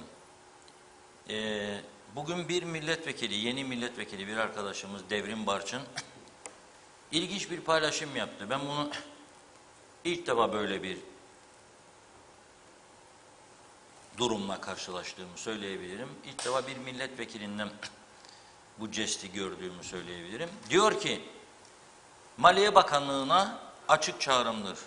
Ben razıyım diyor bu ay maaş almayayım, ki daha ilk ay yani arkadaşımızın. Ve Maliye Bakanlığı kaynak buluncaya kadar benden veya bizden diyor yapacağı kesintiyle kamuda taşeron temizlik görevlisi olup 2 aydır maaş alamayan 1400 emekçiye ücretlerini ödesin diyor. Siyasetçiler ve siyasi atanmışlar önce halkını düşünecek. Çünkü bizler orada halka hizmet için varız. Ve bu önerimde de beni tanıyanlar bilir, gerçekten çok samimiyim diyor. Güzel bir öneri. Bizi diyor, ama aslında sorun bu şekilde çözülmez. Bu ay alacak milletvekili maaşını, ertesi ay nereden alacak? Sorunun kaynağı bellidir. Sorun nedir? Ana sorun nedir? Bir, gelirler düştü. Gelirleri artırmak için harekete geçmesi lazım. Harekete geçmesi lazım. Güney'in yaptığını yapması lazım.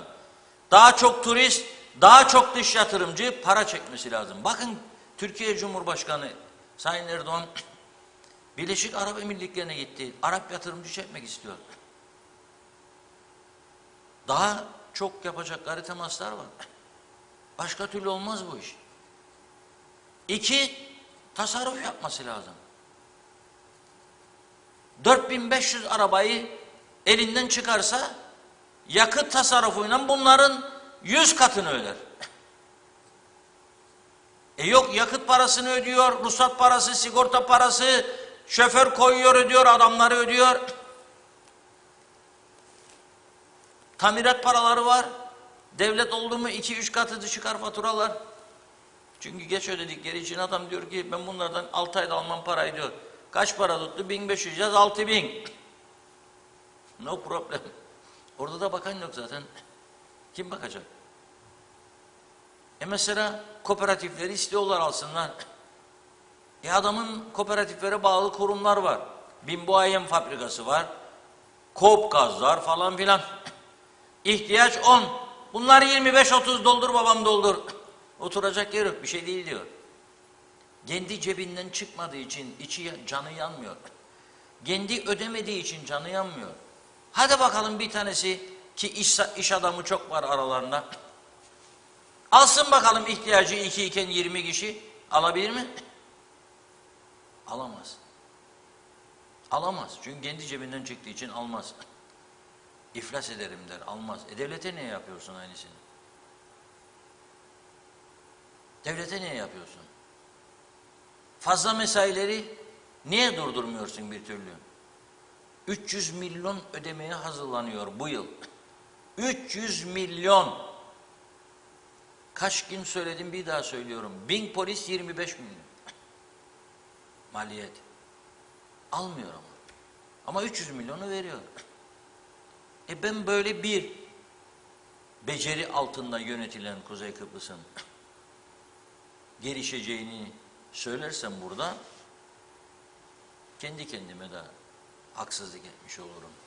Onu söyleyemem. Çok güzel bir şarkı gönderdiler bugün bana bir bayan izleyicimiz.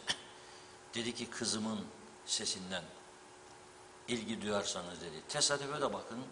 En sevdiğim ilk 3 şarkıdan biri. En sevdiğim ama. Ve çok dinleyince rahatladığım bir şarkı. Onu birlikte dinledim. Umarım siz de rahatlarsınız. Sonra devam edelim.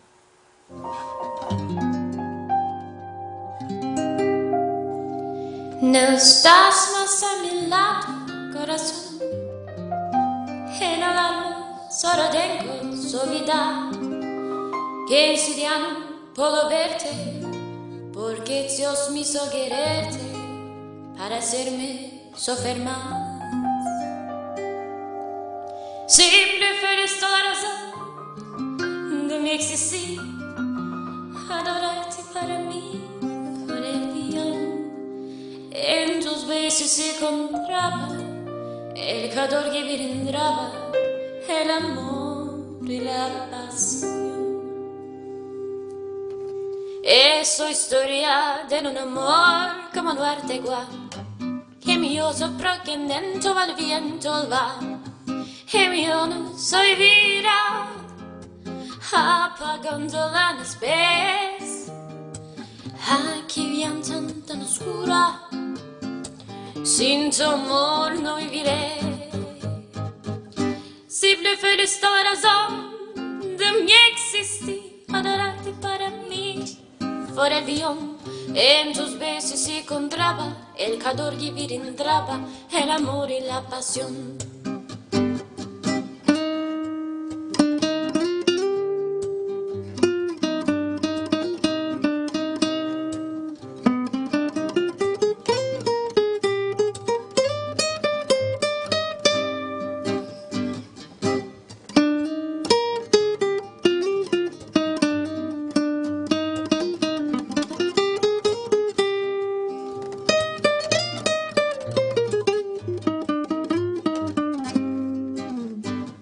Simple feliz toda razón de mi existir, adorarte para mí por el guión.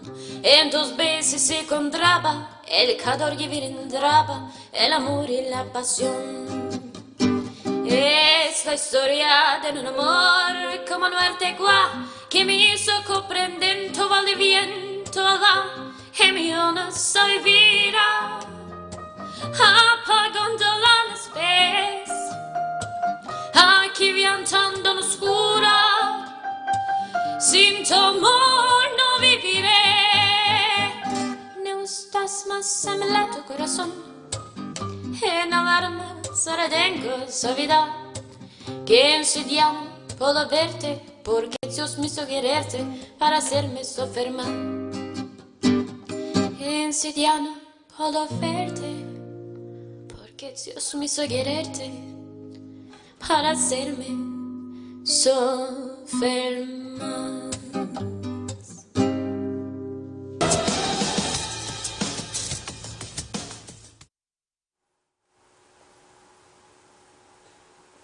Evet, tabii biraz farklı tonda okudu. Melisa Tünay seslendirdi bunu. Yerli bir sanatçımız olduğu için ben de dinletmek istedim. Historia de un amor. Historia de un amor. Bunun Türkçesini biliyorsunuz. Benim bütün dualarım seninle. Ertan Anapa bunu çok şahane okuyordu. Çok değişik dillerde söylendi bu şarkı. Gerçekten mükemmel bir şarkıdır. Teşekkür ediyoruz çok Melisa Tünay'a. Yerli bir sanatçımıza destek olsun diye biz de bunu sizlere dinlettik. Ve tabii ki bugün Funda Hanım'ın bu laptopunda sorun var, nazara geldi. Mesajlar oradan uçuyor. Cep telefonundan alabildiğini alıyor. Bu arada bana da özelden yağıyor. Ama hepsini okumaya başlasam yani size bir şey konuşmama imkan kalmayacak. Sonra cevaplayacağım yani bana gelen mesajları cevaplayacağım. Merak etmeyin. Fırsat buldukça cevaplıyorum.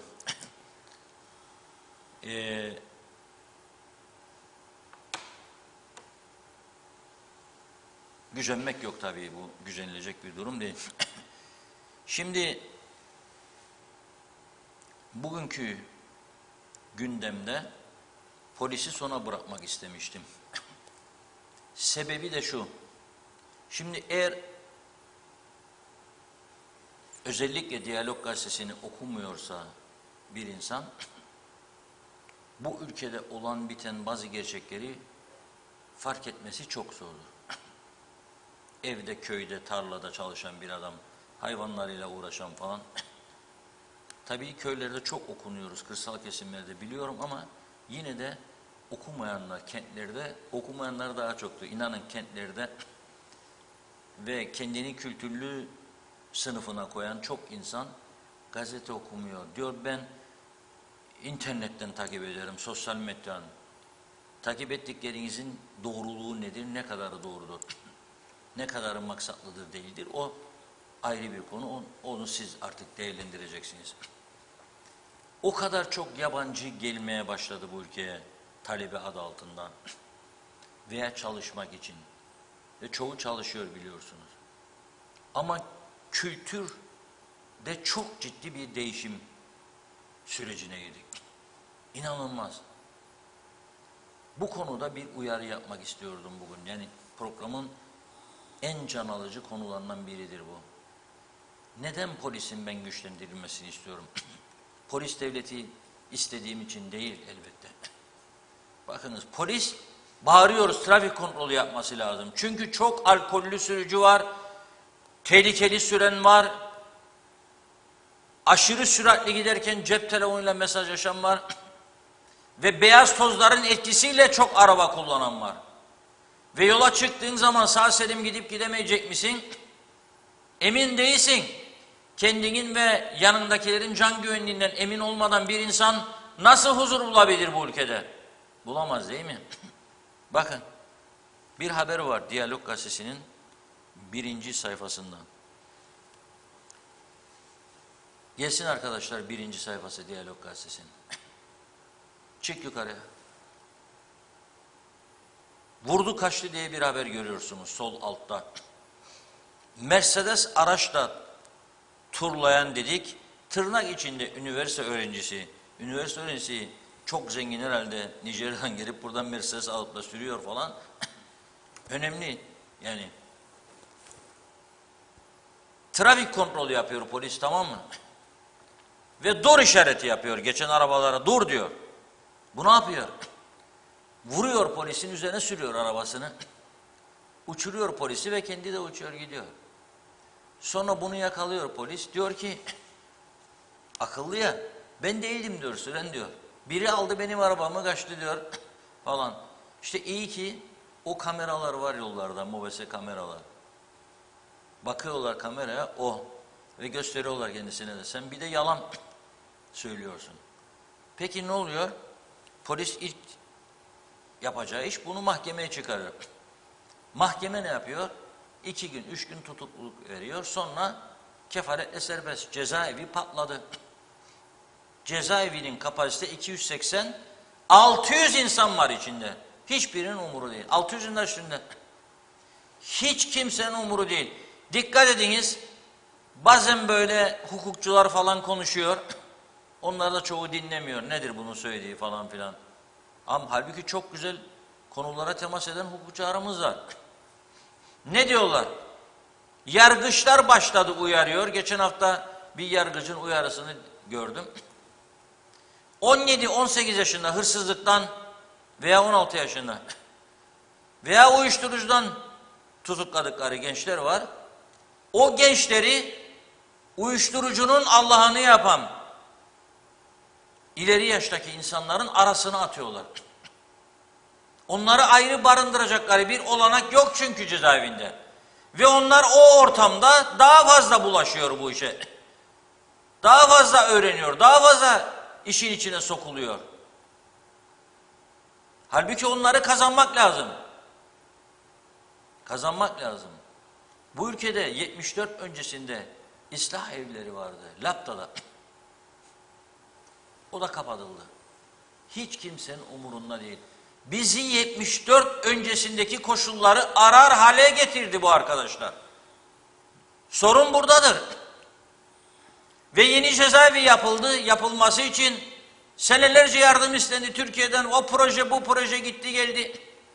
Cezaevi bitti ama açılamıyor. Neden? Meclisin gönlünü bekliyorlar. Yasa geçirecekmiş. Yeni personel şemasıymış. Meclis and içme töreni yapıyor. Ondan sonra 17 gün tatile çıkıyor. 5 aydır zaten tatildesiniz. 5 aydır hiçbir şey yok. Yok seçim olacaktı, yok olmayacaktı, yok oydu, yok buydu. Yetmedi mi arkadaşım? Şimdi yeni girenler duyuyorum sağda solda. Öf ne yapacak diyorlarmış. İş yok, güç yok bütünün. Bir de vicdanın rahatsız oluyorlar. Vicdanı sağlam olanlar olacak. Yani hiç gitmeden maaş alacağım ben. Bu tarafta da insanlar maaş bekler. 6.000 lira, 5.000 lira, 7.000 lira alacak, alamıyor. O tarafta sen alacaksın, Allah versin tabii 50, 40, 60, 30 neyse. Ve hiç gidip görev yapmayacaksın. Ve cezaevi orada bitmiş duracak, kapalı. Ve onu açamayacaksın. Nasıl oldu ya bu? Nasıl oluyor bu iş? Ama hiçbirimizin gündeminde yok, dikkat edin. Zaman zaman ben bu cezaevini ve mezbahayı gündeme getiriyorum. Ya bu kadar et seven bir toplum. Bakın bu 2 defadır Gaziveran'daki arkadaştan gene ölü hayvan fotoğrafları geliyor. Ona da söyledim yollama bana çünkü zaten eti az yiyen adamın hiç yememeye başladım. 4 yıldır tavuk da yemiyorum. Ne olacak sonumuz? Yani kuru fasulye, bamyayla mercimek olacak iş değil bu sadece. Balık da çok pahalı oldu. Neyse. Enteresan bir durum. Bizim bu hayvanlar şu gideriz meyhanelere oraya buraya. Yediğimiz etlerden emin miyiz? Şimdi ben bunu söyledim ve bazıları aman anam bu adam da ya. Tamam. Söyleyecek bir şey yok. Ye de korkma der bazıları bana. Ne ye de korkma? Bişince bir şey olmaz der. İyi pişip pişmeyenden emin değilim. Bir de bu toplumda samarella, pastırma merağı var çok. İyi pişip pişmediğini bilemiyorsun.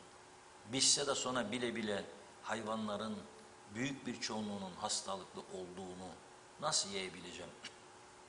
Yani yiyebilenlere helal olsun derim, aşk olsun. Mezbaha bitti. Yıllar var mezbaha bitti, kapalı. Niye açılmıyor? Önce sorun şu, kim işletecek? Hayvancılar Birliği dedi biz alalım. Belediye dedi yok dedi. Sonra döndü, gel anlaşalım. Sonra dedi yüksek para ödeyemeyik. Belediye kendi açalım. Bize çok masraflı geldi, sürdüremeyik. İhaleye çıkalım. İhaleye çıkıldı, bir şirkete verildi. Şirket dedi, ama bunun etrafı çöplük. Temizleyin çöplük, araba bile giremez buraya. Çöpleri temizleyecek kamyon ve eleman bulamıyorlarmış. Mezbaha orada kilitli duruyor. Yahu söylüyorum yani bu ülke ve bu ülkeyi yönetenler gerçekten Nobel Barış Ödülü'ne aday olmaları lazım. Gerçekten başka ülke insanı aramasınlar. Pfizer'miş keşfetmiş de, aşı yapmış da, koronaya karşı biz önlem. Bunları boş yere, onlar basit iş. Ya böyle zeki, böyle başarı hangi ülkede var sorarım size. Mezbahası yok. 68 yerde kaçak et kesilir. Hastalık olan olmayan, ölü olan olmadığını bilmeden sofraya gelir ve 140'ı ye, ve 140'ı ye. Biz de toplum olarak mutluyuz ya bunlardan, çok güzel. 2 tane, 3 tane rakıyı çekin zaten anlamayık etin nasıl olduğunu. Helal olsun, afiyet olsun, ne diyeceğim yani. Hak ediyoruz demek ki. Hiçbir kimsenin sesi çıkmıyor. Seçimden önce özellikle CTP yeni kapılar açacak diyordu. İktidara gelmen şart değil. Muhalefetteyken de isteyebilin kapılar açan. Şimdi hiç durdu bu demeçler durdu. Hadi gidin Mausa kapısına bir eylem ben de geleyim. Metan patladı kaldırmıyor. Ve bir kapının da açılması bu tarafa iyi akış olması demektir. Akaryakıt istasyonlarında hep Rum plakalı arabalar.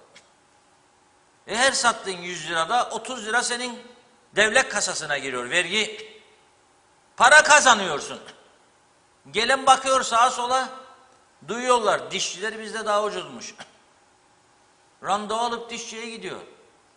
Duyuyorlar bizde kuaförler daha ucuz. Kuaförler zaten kan alıyor. Şimdi taşeron olan bir insan maaş alamayan gidip saçını mı boyayacak kuaförde? Hani para? O gidemiyor. Bırak gelsin Andrulla, Marulla. Alsın parayı ondan olsun dönsün çark.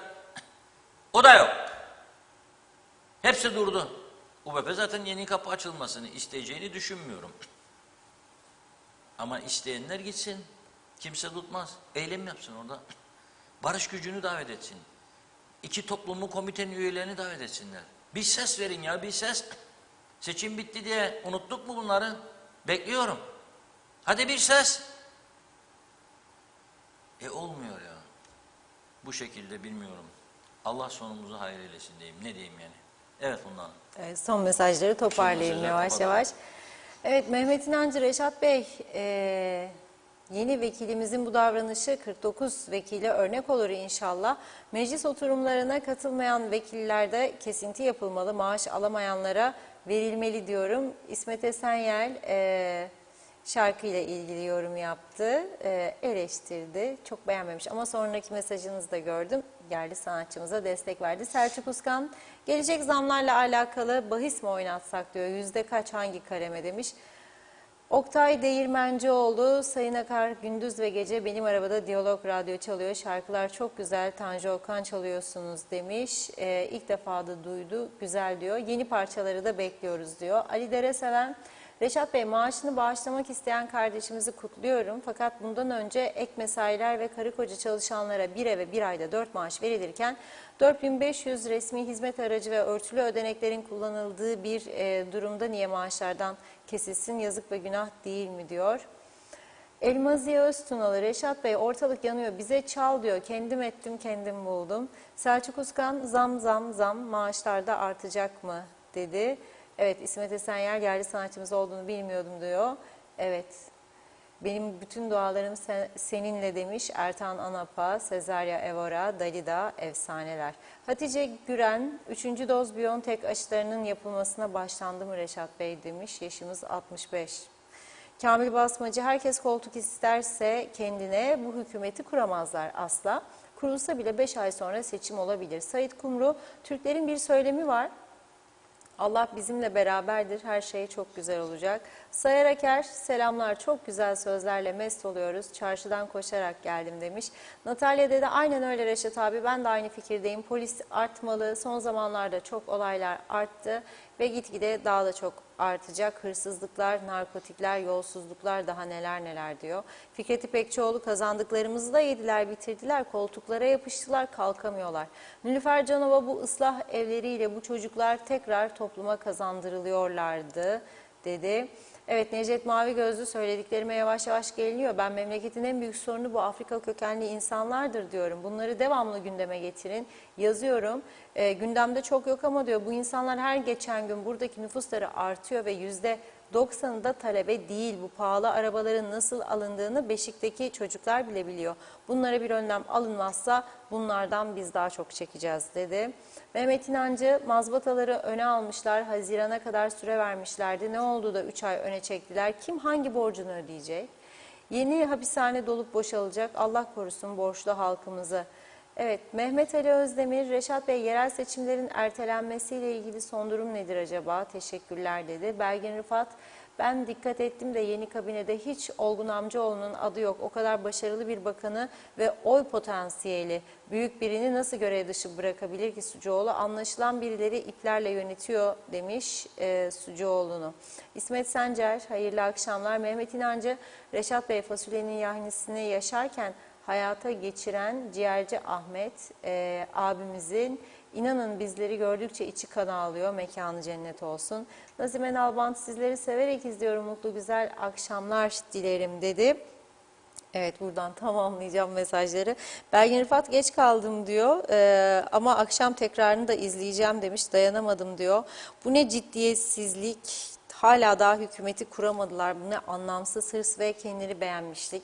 Oy alana kadar 7 takla atarlar, hala daha pay edemediler. Bütçesiz bir hükümet, batmış bir ülke, yok olmuş bir turizm tüccarları, zam yarışında başbakan pazarcılarla uğraşır, %50 ucuzluk var diyor. Mehmet Daman, iyi akşamlar dedi. Salih Mullalı, düzlüğe çıkmak için 2-3 ay herkes aynı aylığı alarak el birliğiyle tüm borçlar ödenir. Engin Sedat Tözün, Sayın Erdoğan yatırım için Birleşik Arap Emirliği'ne gitti, bizim başkan da gitsin.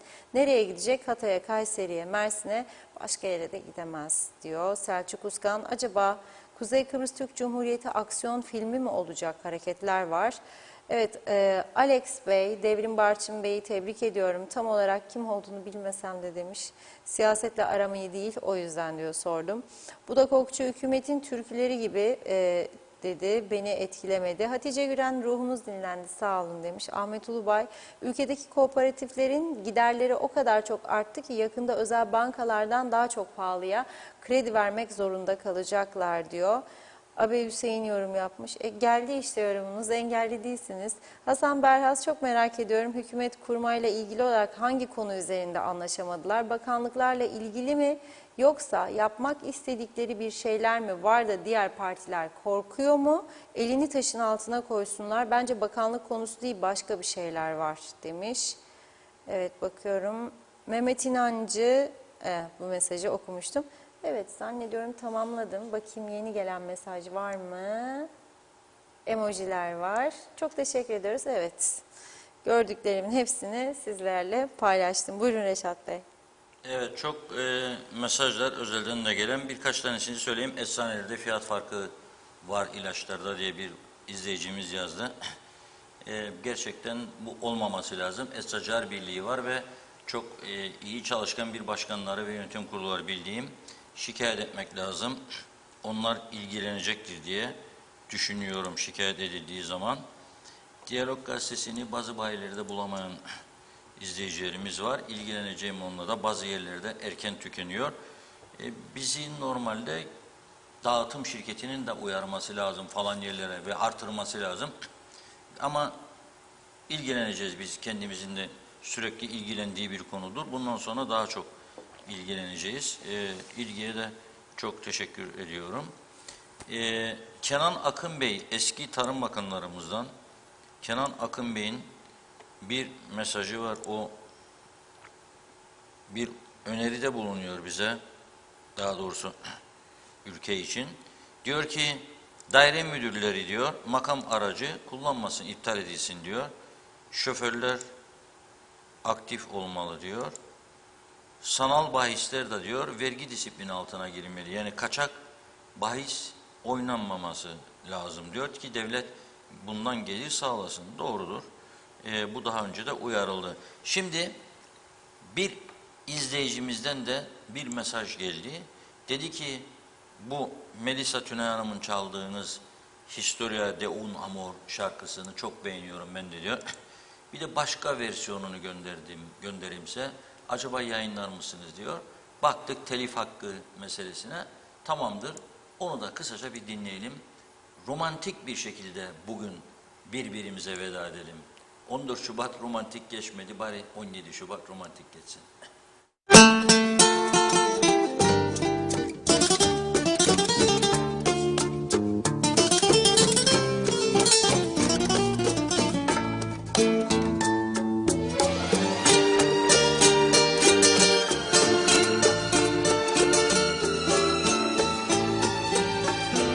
Ya no estás más a mi lado, corazón.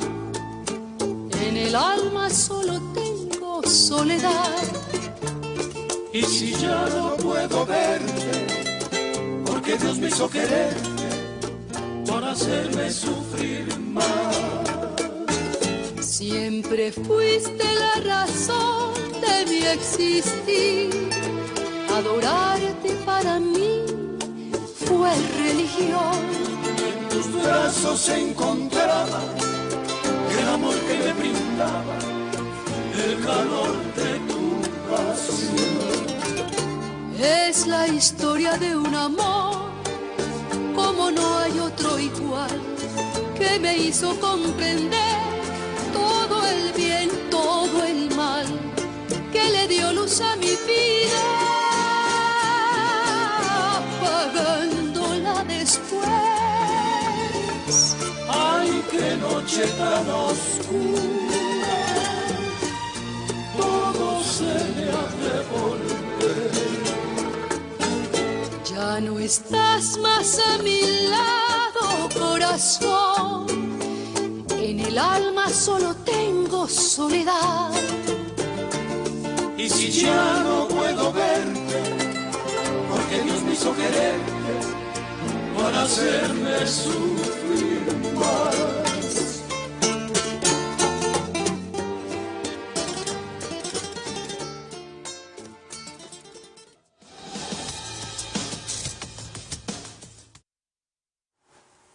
Evet, güzel bir şarkıyla sizlere veda ediyoruz. İkinci kez dinlettik. Farklı farklı tarzlarda çok değişik türleri var. İngilizcesi var, Fransızcası var. Değişik lisanlarda da söylenmiş güzel bir şarkı. Tabii unutulmayacak, hiçbir zaman da önemini yitirmeyecek bir şarkı.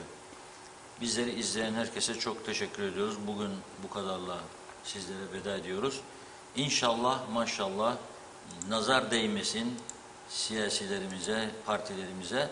Yarın belki hükümeti kurma işini tamamlarlar. Tamamlamazlarsa zaten önümüzdeki haftanın Salı günü galiba Faiz Sucuoğlu'nun süresi bitiyor. Sonra Cumhurbaşkanı bir başkasına vermesi lazım bu hükümeti kurma görevini. Bakalım, yollar uzun bitmez, yürümekle bitmez. Bizim de sabrımız var zaten, değil mi? Geniş, sabırlıyız, alışkınız bunlara. Bekleriz, beklemekle ne olacak? Hiçbir şey kaybedilmez. Böyle de işte zaten gittiği kadar gidiyor, gitmediği kadar da gitmiyor. Evet Funda Hanım. Size teşekkür ederek o zaman programımızı burada noktalıyoruz. Yeniden görüşünceye dek hoşça kalın.